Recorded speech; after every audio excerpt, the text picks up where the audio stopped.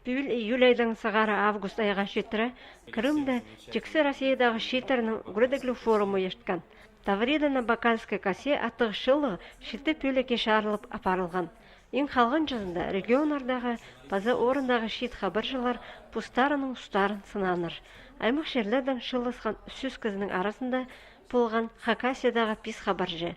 Ол санды Хакасиядағы ГТРК'дан Виктор Буров. Амды ол шетер пустарының жорық сондағы сағыстарының үлестілер.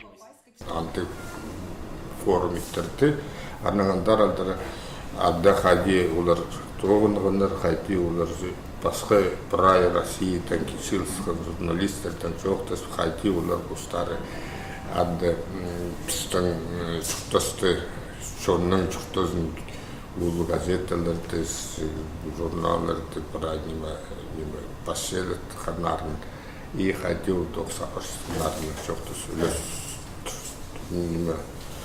пұс-пұсқа прай жоқтас олар жүрскенділер аңдарынды. Форумда шетерге үгірдіглік лекциялар апарылғаныр.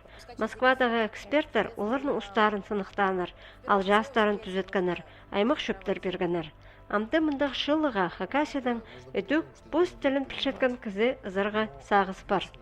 Мен сақшым нұға пістің бірде тадыр журналист, тадыр кізі Хакастан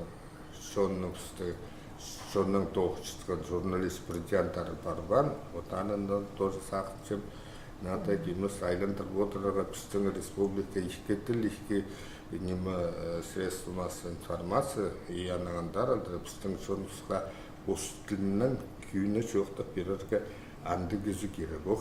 Шетер форумында араласқан хабаржылар пусқа көп тұзылық нема алып алғанар. Амды олар аймақ мараларда аралас тұрар бөгінігілер. Шеті күн ешкен шылы, аймақ шерлердің шылысқан ол қыстарыны біріктірген, анағыластырған. Амды олар мұныңда андар палғалыс тұдарлар.